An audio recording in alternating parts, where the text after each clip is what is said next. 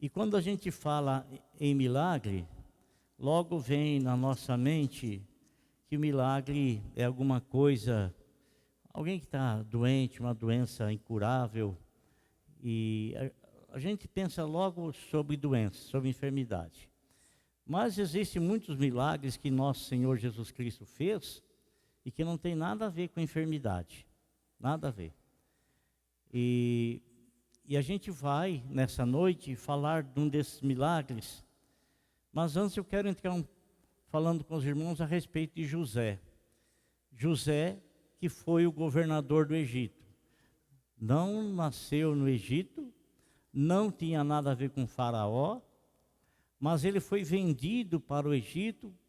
Seus irmãos o venderam porque os irmãos não gostavam dele, odiavam José, não queriam saber de nada com José, queriam era acabar com José, porque José era um homem que respeitava o pai, e os demais irmãos não tinham esse mesmo respeito para com o pai.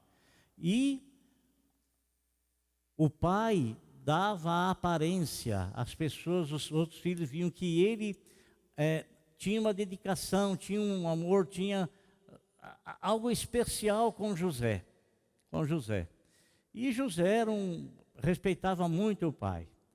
A Bíblia nos fala que José teve um sonho, contou esse sonho para os irmãos não gostaram do sonho que José teve e prenderam José, jogaram num fosso, posteriormente tiraram ele do fosso, venderam para uma comitiva de ismaelitas que estavam passando aí em direção para o Egito, e José foi levado para o Egito. Mas na vida de José tinha algo especial. Deus tinha algo para fazer através da vida dele. Só que Deus não revelou para José como ele iria fazer esse algo. Como Deus ia fazer na vida de José. De que maneira seria, de que modo seria, de que jeito seria.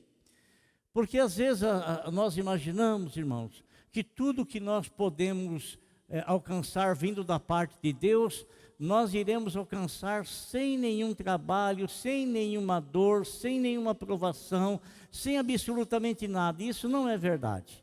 Não é verdade. Sempre quando Deus tem alguma coisa para dar para alguém, Ele vai primeiramente trabalhar a vida daquela pessoa até Ele levar aquela pessoa apta para receber aquilo que Deus tem para entregar em suas mãos. E Deus, Ele estava permitindo que os irmãos de José fizessem barbaridade com ele e até enganasse o próprio pai, dizendo que José havia sido comido por uma besta fera. E José tinha uma manta que o próprio pai havia feito para ele, colorida. Eles pegaram, mataram uma res e salpicaram de sangue e levaram para o pai, dizendo que aquilo era sangue de José, que aquela manta que o pai havia feito para José estava entregando, foi o que restou de José, e José tinha ido lá para o Egito. A Bíblia nos fala, irmãos, que a mão do Senhor estava sobre a vida de José. A mão do Senhor estava sobre a vida de José. Existe uma diferença muito grande, segundo o Salmo de número 1, entre aquele que serve a Deus e aquele que não serve a Deus. Aquele que serve a Deus e aquele, existe uma diferença. E quando José foi levado para o Egito, Potifar, que era um general de Faraó, comprou José para ser escravo na sua casa e o levou para casa. Só que Potifar começou a perceber que José era um homem grandiosamente respeitador, respeitava o seu senhor, respeitava-o imensamente, e que José tinha algo diferenciado de todos os demais.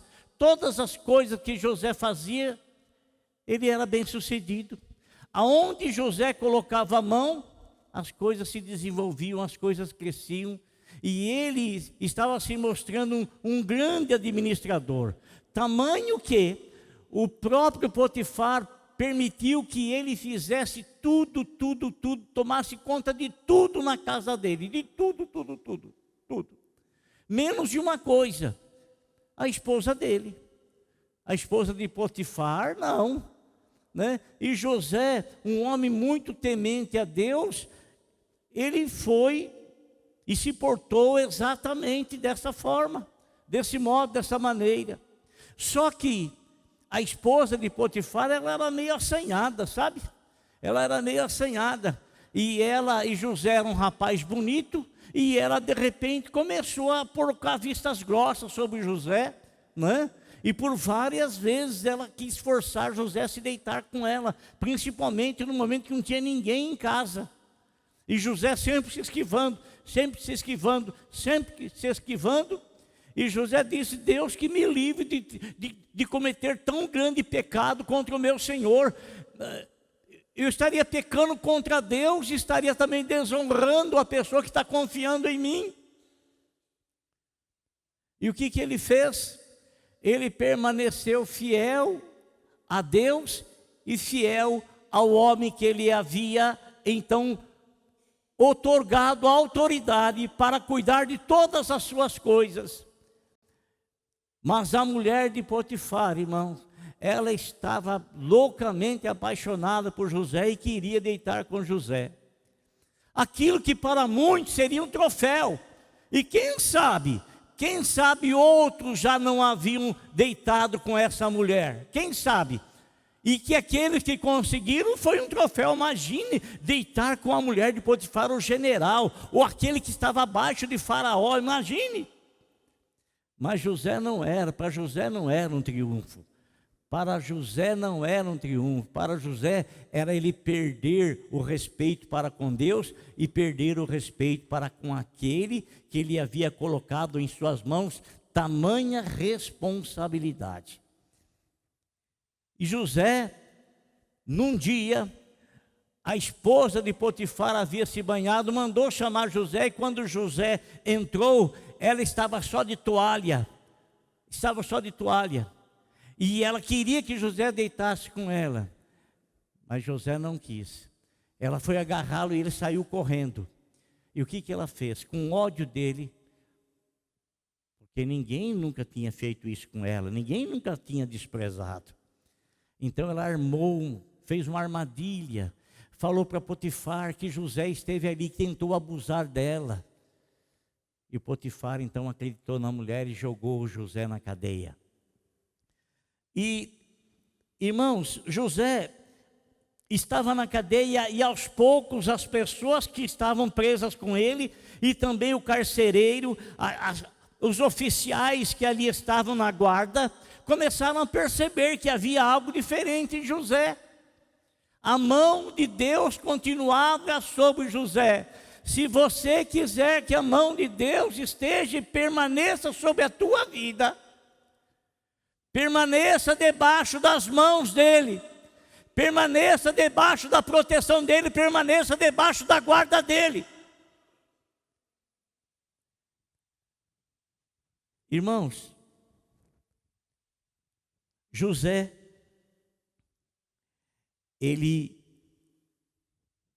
lá na prisão ficou vários anos preso por isso, vários anos. E depois o padeiro de Faraó estava lá preso com ele, o copeiro de Faraó estava preso, não sei porquê, a Bíblia não fala porquê, mas estava lá preso, e os dois tiveram um sonho. E José decifrou os sonhos dos dois. Olha os caminhos de Deus. José, com a graça do Senhor, decifrou os sonhos dos dois. Faraó teve um sonho, ninguém podia revelar esse sonho. José foi chamado e José revelou o sonho de Faraó. E quando revelou o sonho de Faraó, e que sonho era esse que Faraó teve? Faraó teve dois sonhos com o mesmo significado, um de vacas gordas e depois vacas magras. As vacas estavam belas, gordas. Depois de 7 anos, veio outras vacas muito magras, e essas vacas comeram as 7 vacas gordas. E ele também teve um sonho sobre espigas. Havia espigas maravilhosas nos pés de milho, espigas enormes, grandes, grandes, grandes. Mas depois de 7 anos, espigas magras vieram e comeram as espigas gordas. E Faraó não sabia o que era isso. E José então interpretou dizendo: olha, Faraó, mesmo, o sonho é um só, é que você vai ter 7 anos de fartura no Egito. 7 anos de fartura, 7 anos. Mas depois desses 7 anos, você vai ter 7 anos de tremenda escassez, que tudo que vai ser armazenado vai terminar, vai acabar. E José o aconselhou: olha, é bom que você coloque alguém para administrar essas coisas, para administrar aí os grãos que serão semeados e serão colhidos, né, para que não desperdice, porque há necessidade de armazenar. Oh, irmão, olha aqui, isso serve muito para nós hoje, sabe por quê? Porque às vezes, irmãos, às vezes nós achamos que o tempo de vacas gordas jamais se encerrarão. Às vezes nós imaginamos que o tempo de fartura jamais se acabará. E a gente não se precaver que no amanhã poderá inverter a situação. E tudo quanto a gente possui, tudo quanto a gente tem, tudo quanto a gente conquista, a gente vai desperdiçando, tem mesmo, vão desperdiçar. E quando chega o tempo das vacas magras, tudo acaba, tudo some, a pessoa acaba passando até dificuldade e necessidade. Agora, irmão, quando José deu o conselho para que Faraó levantasse alguém para administrar, Faraó disse: quem seria melhor do que você? Quem seria melhor do que você? E consequentemente, José, ele se tornou governador de todo o Egito. E nos 7 anos de vacas gordas, ele comprou e armazenou grãos, comprava e armazenava, porque ele sabia que depois de 7 anos viria a escassez. Viria a escassez. E ele armazenou muito.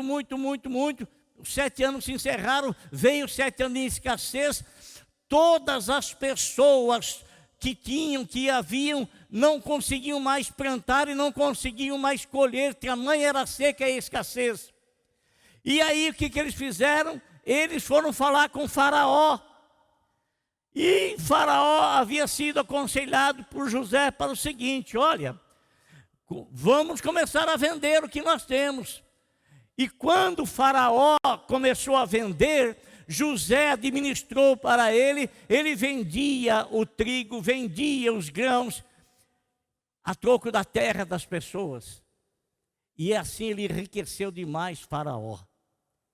As pessoas iam até Faraó, e olha o que Faraó dizia, no capítulo 41, versículo de número 55 de Gênesis, primeiro livro da Bíblia, diz assim: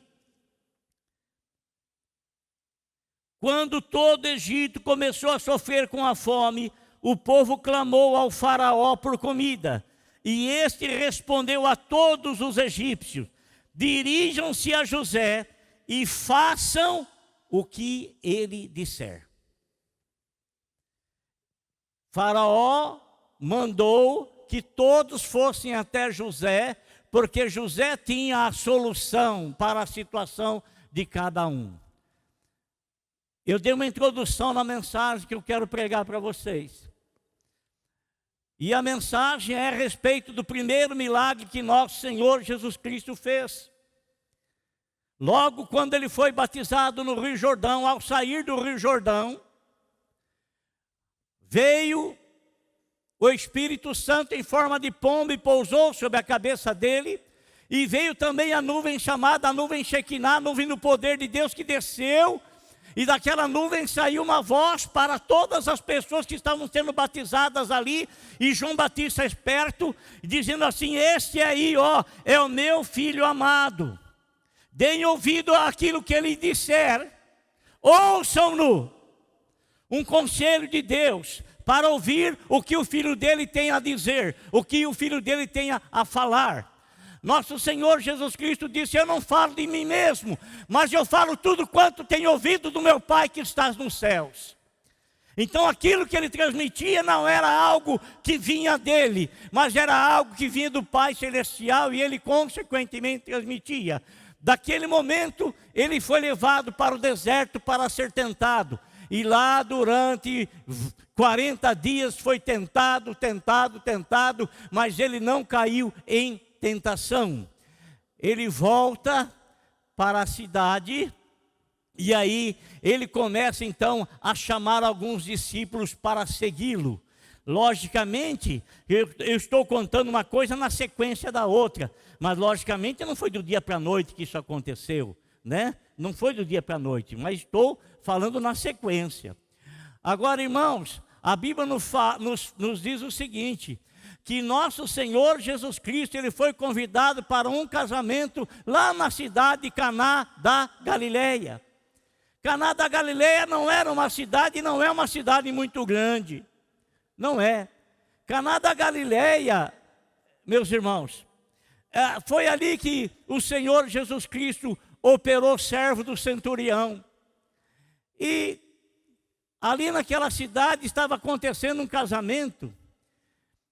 E a mãe de Jesus havia sido convidada, Maria havia sido convidada, Jesus e os seus discípulos também foram convidados. Eu não vou no casamento não. Aquela gente não vai na igreja comigo. Jesus não disse nada disso, irmãos. Jesus não disse nada disso, nada. Ele foi no casamento. E você sabe, irmãos, você sabe que às vezes numa cidadezinha pequenina, ou num bairro muito pequeno, onde todas as pessoas se conhecem. Então, quando existe uma festa de casamento, todo mundo é convidado. Todo mundo, o filho do fulano, a filha da fulana vai se casar. E o convite foi feito para a cidade toda.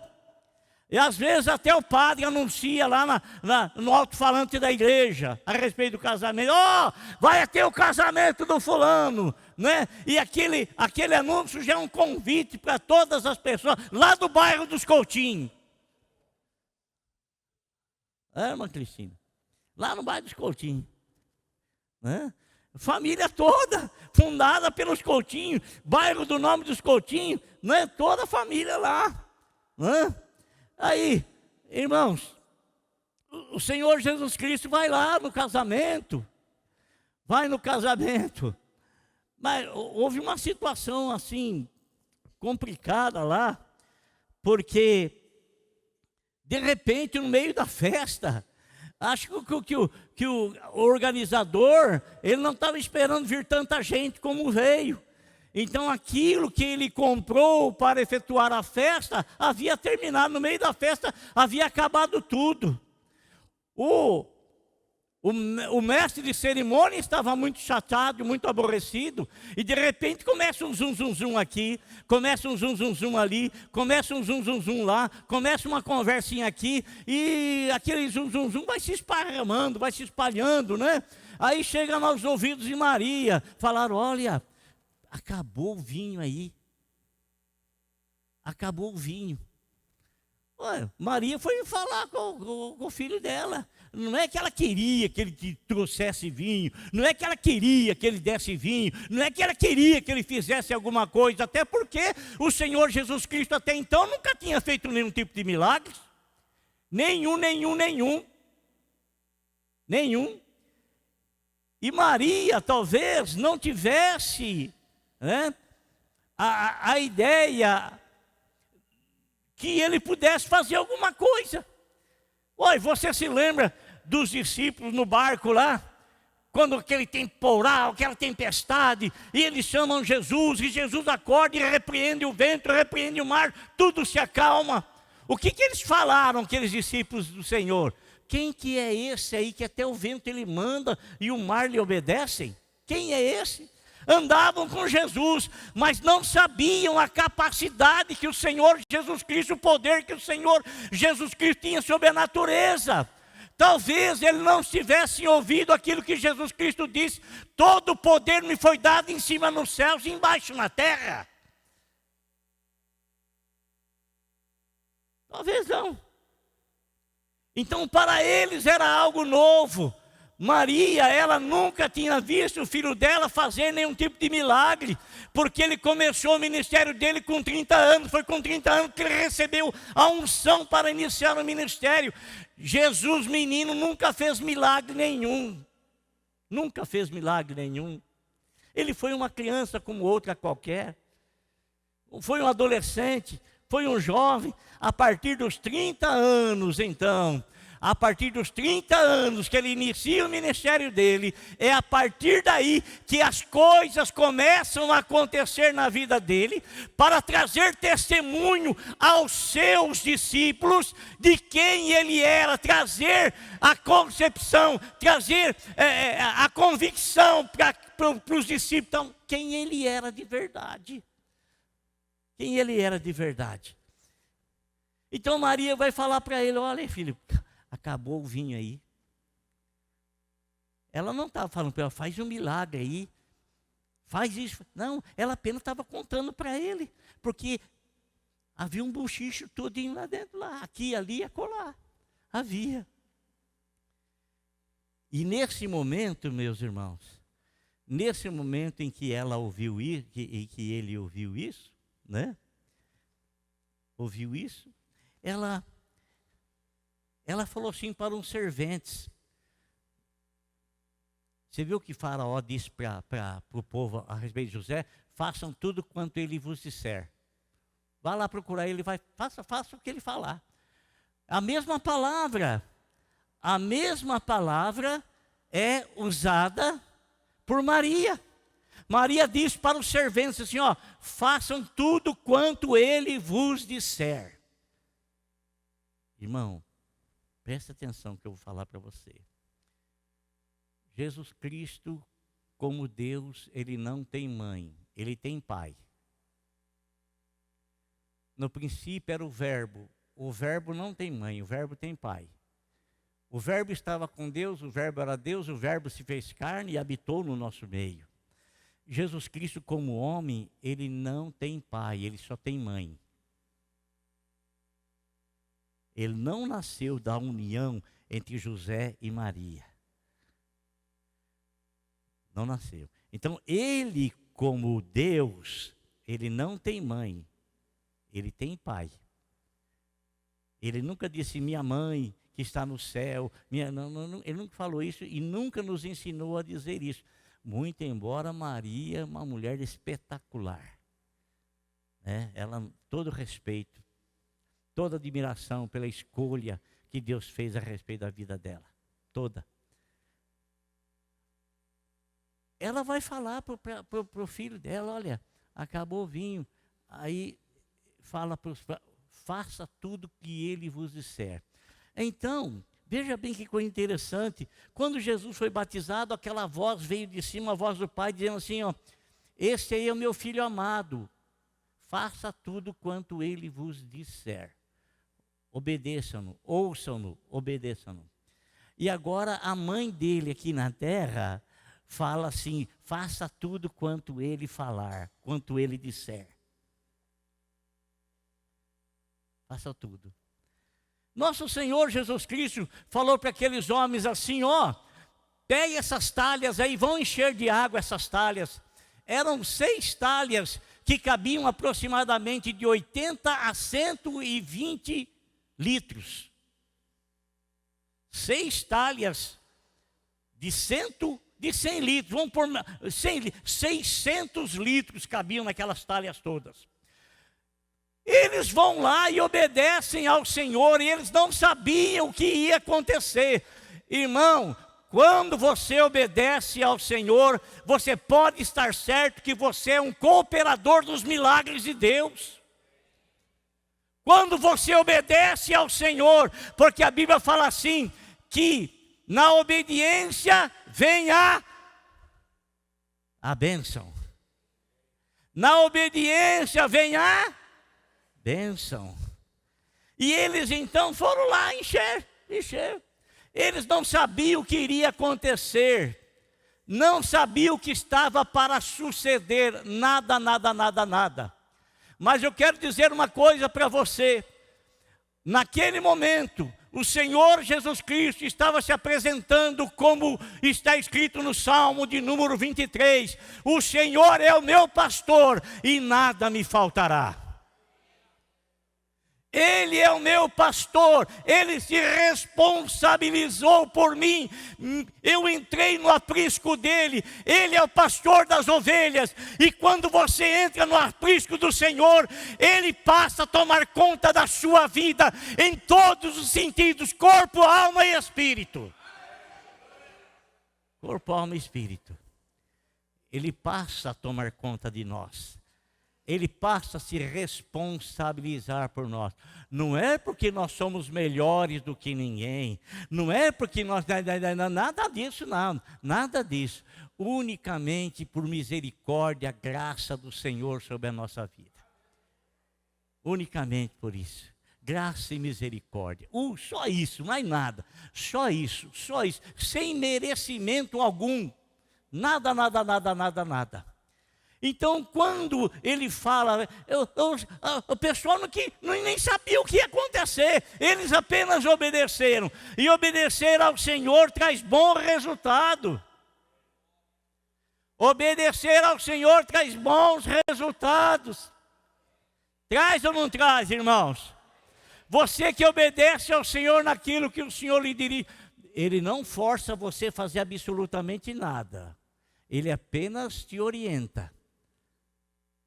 Eles apenas te orientam. Se você aceitar a orientação, você vai receber a bênção que virá sobre essa orientação. Mas se você não obedecer, consequentemente, você não vai receber, porque a bênção ela vai seguindo a obediência.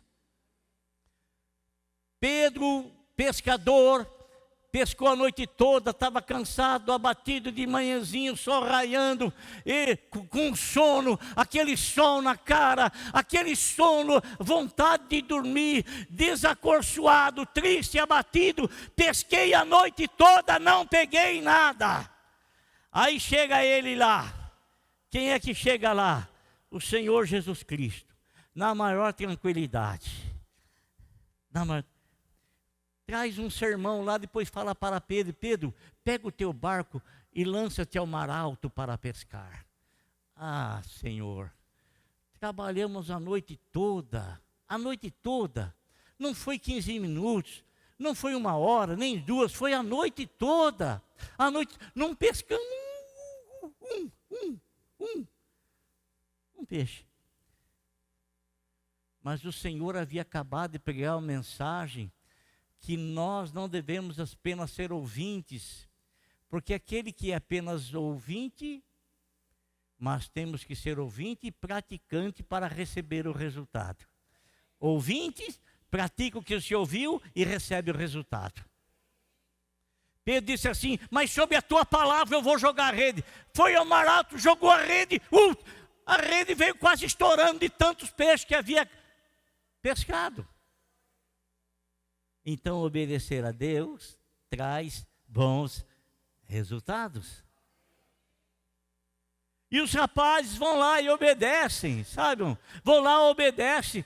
E quando eles voltam, Jesus não vai lá, não pega um pouco de azeite e joga azeite nas talhas de água. Ele não pega uma água benta e joga água benta nas talhas. Ele não faz nada. Ele apenas manda as pessoas. Irmão, às vezes o que o Senhor vai fazer, Ele não te revela, mas você vai receber o resultado. Você vai receber o resultado.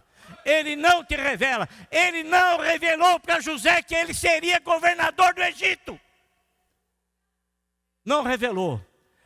Mas o Senhor foi trabalhando a vida dele. Cada sofrimento que ele tinha era uma preparação para ele administrar o Egito e administrar todo mundo daquela época. Ele não revela para você o plano e o sonho que Ele tem para a tua vida. E quando às vezes Ele mostra um sonho, você não consegue entender, contemplar, não consegue interpretar o sonho. Mas Ele cuida para concluir aquele sonho na nossa vida. Ele cuida. E o que ele faz, irmão? Os meninos estão lá. É lógico que eles não trouxeram. Tinha algum carrinho que... Olha, 100 litros de água, quanto pesa um trem disso aí? Uns 100 quilos? Não é 100 quilos, né? 100 quilos. Tinha alguma coisa. E lá eles vêm lá, vamos aqui. Devia existir carrinho de mão naquela época, não?